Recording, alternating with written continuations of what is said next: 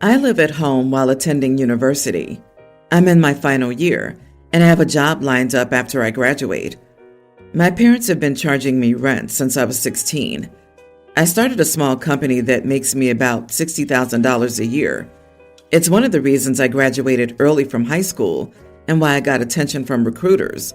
My parents said that since I was earning adult money, I could take on adult responsibilities. I thought that was fair, so I paid for all my own stuff starting at age 16. Not university, I got a scholarship, and the rent they charged me was minor, $300 a month. But I basically considered my room to be completely mine after that. I kept it tidy because I like it that way, but they had no say in when I cleaned it. I did my laundry, other than not doing it at a time when I would disturb the family, for example at 3 a.m. I bought food for myself and I ate when I wanted. They tried to say I was separating myself from the family, but I saw it more as my own schedule. This year for spring break, I went down to Mexico with friends. My parents were upset because they were hosting a big family get-together. They said I behaved badly when I returned because I wasn't around for a family gathering. I said it was my last spring break while in university and that I wasn't responsible for their schedule. They said I was grounded, and I laughed and said, "Good luck." I went to my room and locked the door. They tried banging on it for my attention, but I'm done. My grandfather came over to talk to me later. He's the one who helped me get my company started, and he's always there for me. He said I was rude to my parents when they tried to be there for me. I asked him how much rent he charged my mom when she lived at home. He said it was ridiculous to think he would charge his kids rent. I told him that I'd been paying rent for 4 years. He went into the house and I heard a fight. When he came out, he said that I needed to treat my parents with more respect, but that since they are my landlords, they don't have a say over how I spend my time. I'm avoiding my parents for now, and I'm renting an Airbnb until I graduate. I took everything important to me, and I left $600 for the last 2 months. I plan to be there. They keep calling me, but I'm getting ready to move to my new job. I don't have the energy to deal with them. Not the idiot. They charge you a small rent to ease you into adulthood. You fully embrace it and take on paying for everything yourself. Now they're upset that you're actually being independent. When a tenant pays rent, that space is effectively theirs. The landlord can't legally enter the rental space without 24-hour notice, USA. They want to treat you like a tenant, but don't want to act like a landlord. You are a legal adult. They grounded you? LOL. Good luck indeed. Best wishes on your bright and shiny future. And I hope you can forgive your parents. They know not what they do. They tried to ground a 20-year-old? Paying rent or not? That blows my mind. Get all your documents, check or lock your credit, and make sure all accounts are only in your name and get out. Good luck with the new job. I know people don't like other people talking about their family, but respectfully, your parents are idiots at best and selfish idiots at worst. They want you to line their pockets for living in the house they forced you to live in. They should nurture your success and encourage you to pour every dime back into the company. Instead, they decided to leech off of you after bringing you into the world without your permission. That's the thing. They literally exploited OP by charging OP rent when OP was a minor. That deserved a laugh and more. Unless they really needed your $300 a month to make ends meet, I would tell them they revoked their parental dominance over your life the second they demanded you pay to live at home. Deeply selfish behavior. I'm sorry for you, OP. I, 52 male, have been married to my wife, 41, for over a year now. She has 3 children, 18 female and 2 male teens. I have 2 grown sons. Long story short, I've managed to make friends with her boys, but her daughter can't stand me. No matter how much I've tried to connect with her, to have a good or even cordial relationship with her, she's consistently rebuffed me. Finally, a few months ago, I pulled her aside and asked her why she seemed to have such a problem with me. She responded, "I just think you're creepy and too old for my mom. I just don't like you." I told her that she was entitled to her opinion, but that we both loved the same woman in a completely different way and should try to get along. She responded by clearly stating that she wanted nothing to do with me. I told her, okay, well, that's fine then. You're always welcome in this house, but I won't keep trying to be friends with you and I'll leave you alone. But I can't have you making snide remarks toward me or treating me rudely in my own house. Let's leave each other alone as best we can, and if we have to interact, just be polite. Deal? She agreed. Her high school graduation's coming up in a couple of months. My wife is planning her grad party in June, a few weeks later. While she was talking to me about her plans, I told her that I wouldn't be going to the ceremony and that I'd plan a golf outing for the day of the party. My wife thinks that I'm acting all butthurt and childish. I get how it's coming off that way. I really do. I don't see it that way. I think I'm honoring the deal I made with my stepdaughter and that she wouldn't want me there anyway, given her dim view of me. Her graduation should be about her. I'd just be a distraction. Am I the idiot for not attending my stepdaughter's high school graduation? You're respecting your stepdaughter's boundaries and space. If your wife feels upset with you for not showing up, it would have been good to have that conversation beforehand so she could talk to the stepdaughter to get her opinion about you being at the graduation. Overall, though, not the idiot. You respected your deal, and although it could have gone better, still not the idiot. Civility and politeness should be the absolute minimum, but it's a shame that you had to have this conversation with her. Her mother should have nipped the rudeness in the bud when it started. At her age, she doesn't have to think you're a buddy or like you, but it shouldn't have fallen on you to ask for basic politeness. Your wife's take on this is flat out wrong. She may want happy families, but her daughter's rudeness is the issue. Enjoy your golf outing. You can't nip her rudeness in the bud. She's under no obligation to be polite to him. She's a teenager, and she has the right to not like him. Three-way family conversations are the worst.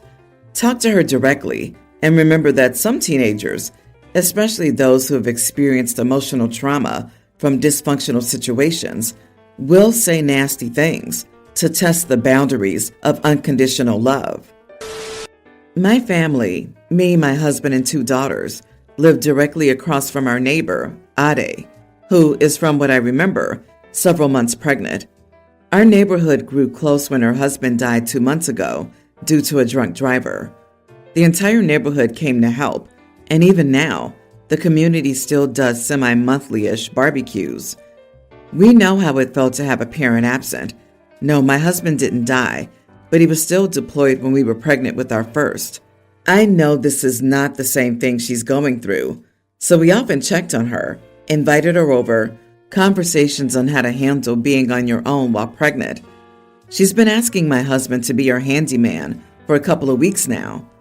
My husband has no issue with this, and neither did I until a week or so ago. She asked my husband for help over the simplest things and barely talks to me anymore. Most times she'll knock and ask if my husband is home, and if I say no, she tells me to let him know she needs him and walks off. No talking, having a chat together, nothing. I admit I was a little bit jealous and felt weird about this.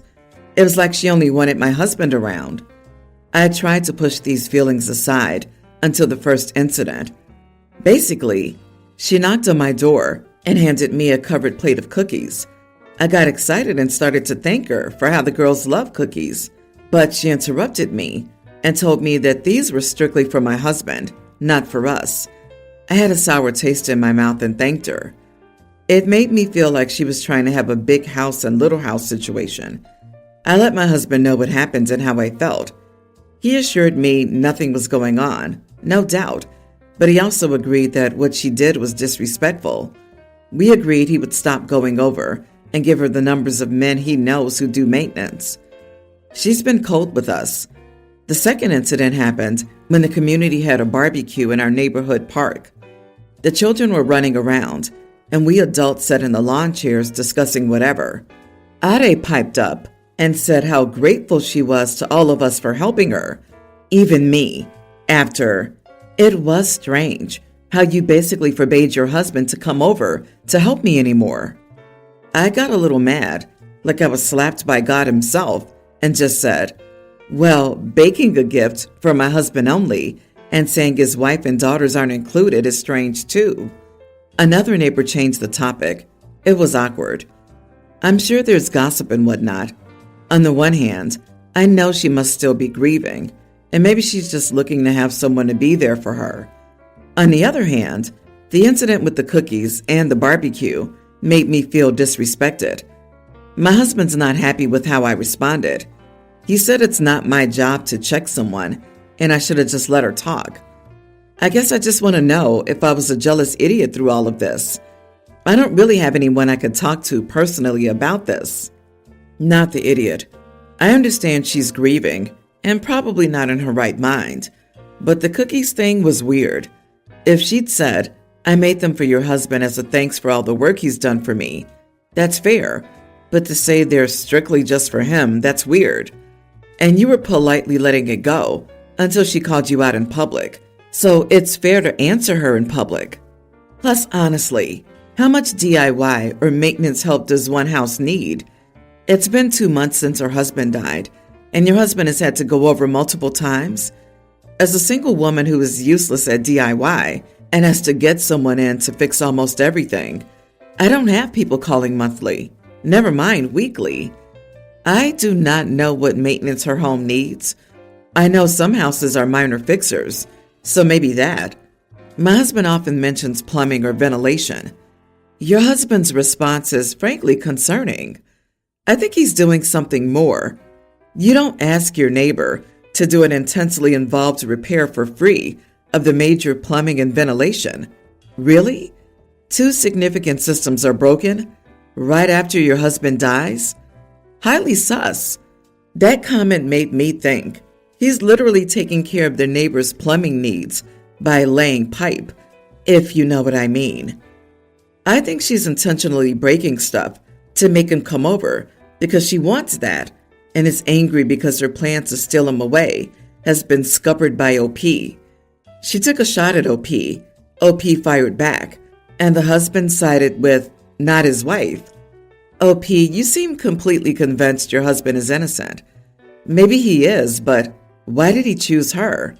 Does he like the attention and secretly resent OP interfering? In any case, the Hubs may not have cheated, but he was clearly too dense to see where it was heading. My wife, 28, and I, male 29, have 2 kids, a preschooler and a toddler, and have been married for 4 years.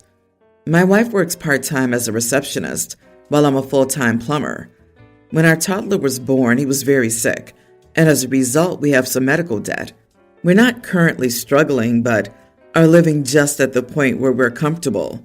My wife hates her job, but keeps it because she's good at it, and it pays well enough for an entry-level position. She's wanted to become a nurse for a long time, but couldn't attend college, and with the kids, it's fallen on the back line. I'm sympathetic towards this. I really am, and would love to see her follow her dreams and become a nurse, and I've made that very clear.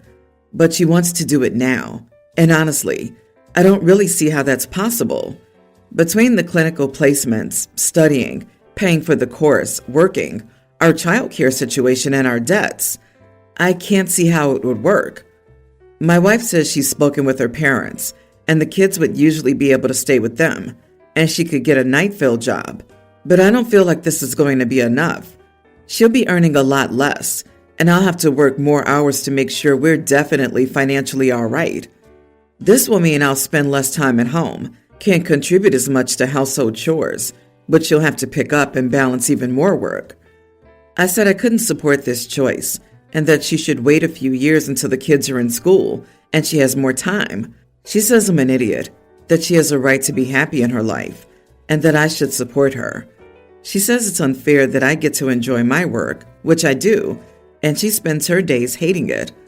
I agree it isn't fair, but I just don't feel like now's the time to go about this, and I can't support her choice to change careers. Am I the idiot? As someone who's been there, done that, I can say there will never be a good time. Now is a great time to pursue nursing. The need is there. I've been lucky enough to have had constant support in everything I've wanted to pursue, and vice versa. Please be supportive. She wants to pursue something that'll make her happy, and your whole family would benefit as well. This is a win-win. But if they can't afford to live on one income, then waiting until you don't need childcare is the smart thing to do. Nobody will be happy if it's constant financial stress and less family time. Not the idiot. It's okay to ask her to delay it for a few years for the sake of your household's well-being. OP, you're too quick to shut her down, though. At least let her check into some programs to see what's available. She could take prerequisite classes now and be ready to start once at least one child is in school. Many of these classes are online. I'm saying you could support her without risking your financial situation. I worked full-time while in nursing school and had several classmates who did too. I had a small child and my husband was on active duty in the military. We didn't even live remotely close to family. It is possible, but yes, it's challenging. And a huge payoff in the end. Where she's at, there isn't a growth opportunity, so she'll always make the same. It sounds like you aren't willing to make short-term sacrifices so she can do this for her family. I mean, she could always divorce you and do it anyway. OP, you are the idiot. My sister's pretty used to having a good life. To be fair, she has worked hard for it. We're from a working-class family, and she's the only person with a bachelor's, but she also expects a lot. Specifically, she constantly complains about being tired. She has a preteen and a kindergartner and complains about how tiring it is to be a parent. She works as an accountant, and her husband is a partner at their firm, so she only needed to work part-time while the kids were young. Now that they're in school, her husband does the drop-off for school so she can go to the gym. They also have cleaners weekly. They also hire a nanny once a week so they can have a night out alone. They're always going on ski holidays and trips. When she was pregnant, she got a month off work before the baby was born and spent 5 to 7 months with each child. I've had to work right after giving birth. My ex and I barely make enough to make ends meet, and now I'm a single parent of my son. My ex now works for cash and doesn't declare most of his earnings, so I'm screwed. Most of my money is used to put him in daycare, and I'm always exhausted. I complain too, but it gets on my nerves when she responds with her complaints. It's like a millionaire complaining about being broke beside a college student. I lost my temper when I called her. She asked how I was. I said I was really tired, and she said she was too. I told her it's not the same. She's the most privileged mom I know, and she really needs to know who she's complaining to. She hung up on me and told me I was being a witch over text, and I guess I was, but I'm sick and tired of her complaining. It's pretty tone deaf. Everyone's allowed to be tired. If you're tired of your ex working under the table because you're screwed, report him and his employer to the IRS. It's not a competition. It's not the Olympics. You are the idiot. She's not privileged. Privileged is when you get crap you didn't earn, and that's not what you're describing here. You both made choices in life. Hers seemed to have put her in a better position, but she's still working and is a mother to 2 young kids. So yes, she can be tired too.